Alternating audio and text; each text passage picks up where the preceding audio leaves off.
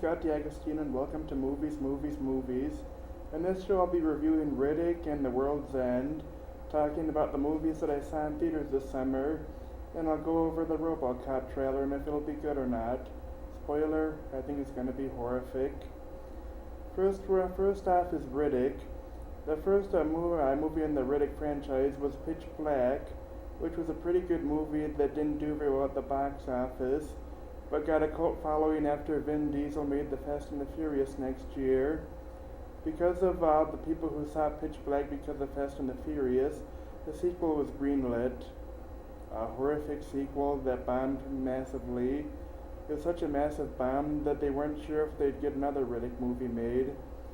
But because Vin Diesel really wanted to make another one, and he put a mortgage on his house, they were able to make one. And thank God, because this makes up for Chronicles of Riddick. It's more Pitch Black than Chronicles of Riddick, as in it's like a horror movie, except the monster is a human. Vin Diesel's performance is, it's a regular Vin Diesel performance, but it's not as bad as some of his other ones.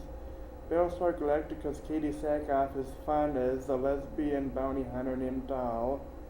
Overall, it's a good action movie to see in the doldrums of September. Grade B-.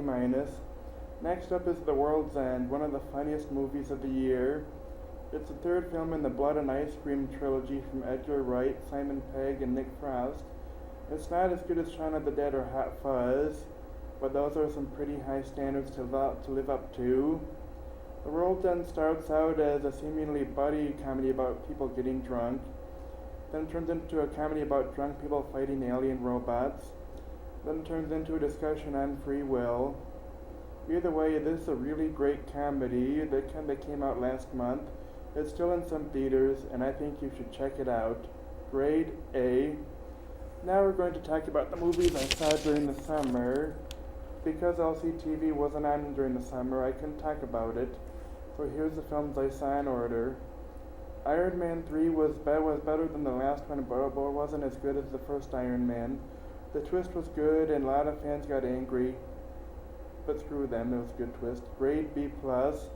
Next up is Pain and Gain from Michael Bay. Usually I think Michael Bay is a horrible director, but Pain and Gain was actually pretty good. Grade B. Next up is Star Trek Into Darkness.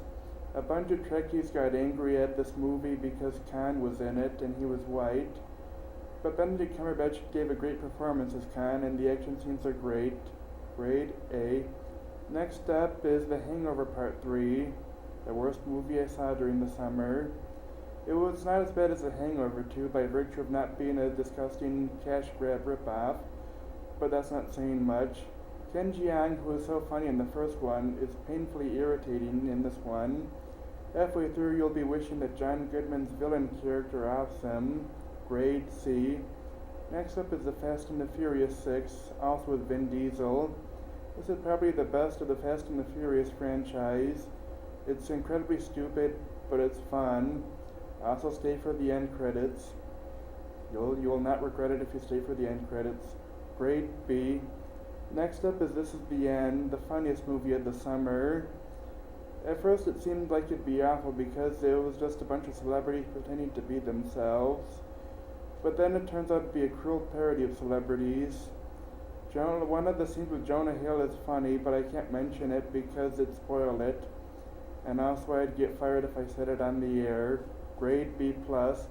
Next up is The Man of Steel, which a lot of Superman fans hated, but I thought was really good. It's not as good as the first two Christopher Reeve Superman movies, but it's a hell of a lot better than 3 and 4 and even Returns. Michael Shannon was great as General Zod.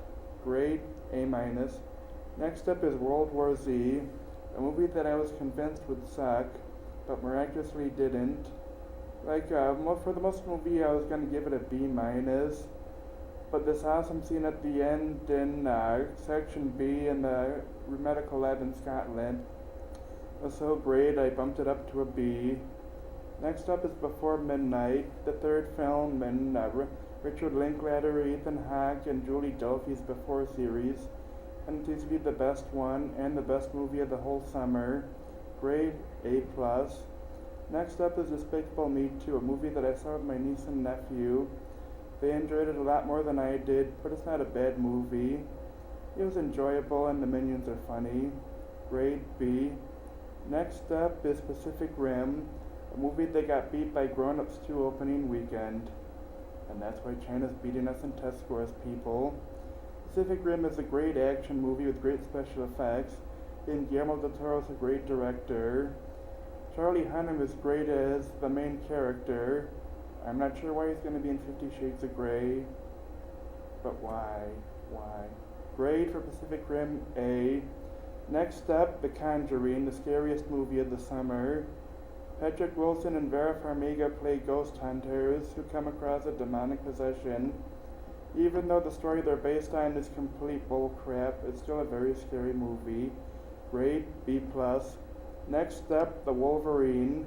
Considering how awful X-Men Origins was, I was apprehensive about this one, but this turned out to be good. Like it, the action's good and the acting's good, and there's an awesome post-credit scene that you should see. Next up is The Way, Way Back, a very great indie movie that you probably didn't see. It stars Steve Carell as a role you've never seen him in, and Sam Rockwell should win the Oscar for Best Supporting Actor. Grade A-. Next up is Elysium, starring Matt Damon and Jodie Foster. It's basically a parable about how the 1% are much better off than the other 99%. It's kind of ham-fisted and it's not as good as the director's last movie, District 9, but it's still a pretty good action movie. Grade B+. And the final movie of the summer was Kick-Ass 2, which I was horribly disappointed by. I really liked the first Kick-Ass, but I hated the comics, and I hated the comic sequel more. Kick-Ass 2 isn't a bad movie, it's just a very disappointing one. Jim Carrey's fun, but he's in less than 10 minutes of it. Grade B-. Now for my thoughts on the RoboCop trailer. It's gonna suck. Now here's the top 10 reasons why it's gonna suck. Number 10, there's barely any satire in it.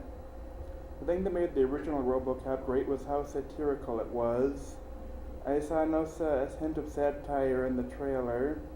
Normally this would be up higher, but there was a script they showed at Comic-Con that seemed like it had satire, so maybe the trailer's lying to us, so that's why it's only at 10. Number 9, it has a bunch of good actors in it, like Gary Oldman and Samuel L. Jackson, but they barely focus on the main actor, Joel Kinnaman, who's the new RoboCop. The fact that they're focusing on the new actors clearly indicates that Joel Kinnaman gives a crappy performance. Number 8, the family's in it. In the original RoboCop, Murphy had a family, but after he becomes RoboCop, they're not seen anymore to show how distant and unhuman he's become. The fact that they're showing his family shows that it's going to be completely different and crappy. Number 7, where's the futuristic stuff? You notice that in a lot of recent sci-fi movies, specifically the remakes, there's barely any futuristic stuff. Like in this one, the only hint of the futuristic stuff are the spaceships, and they could easily be drones. Number 6, Murphy's killed by a car bomb this time. In the original, Murphy's death was graphically violent and showed how brutal the villains were. In this one, the car bomb's just there to get him in the RoboCop suit without sacrificing an R-rated and a PG-13 rating. Number 5, RoboCop's a glorified wheelchair in this. In the original, RoboCop brought Murphy back to life. In this one, he's actually still alive, but he just can't walk. So they transformed the RoboCop suit into an awesome, life-saving device, into a glorified wheelchair. Number 4, the new ED-209. One of the most entertaining things about the original RoboCop were the ED-209s. They were clumsy, crappy-looking robots. They were funny. The whole joke was how awful they looked. And then in the trailer, the new ED-209s look sleek and not clumsy. So they missed the point completely. Number 3 is probably going to be PG-13. They say the film's not yet rated, but the studio said they're aiming for PG-13 rating. And anyone who's seen the original RoboCop knows why it shouldn't be PG-13. Number 2, the production was very troubled. There were reports on the set of director Jose Padilla being inconvenienced by the executives because they kept shooting down his ideas. That happens a lot with movies from a newcomer. They hire him because he has a great style, but then they water down his style by making suggestions. And the number one reason why it's gonna suck, they're blatantly merchandising it. Look no further than the fact the RoboCop suit is black instead of gray. They're doing this because Batman sells and he's black. So they're making the suit black to make it look like Batman. The original RoboCop was a satire of materialism, and now they're blatantly fulfilling it. I'm sure the RoboCop remake will be horrible, and something that I wouldn't pay to see even for $1. I'm Scotty Agostino, and I'll see you at the movies.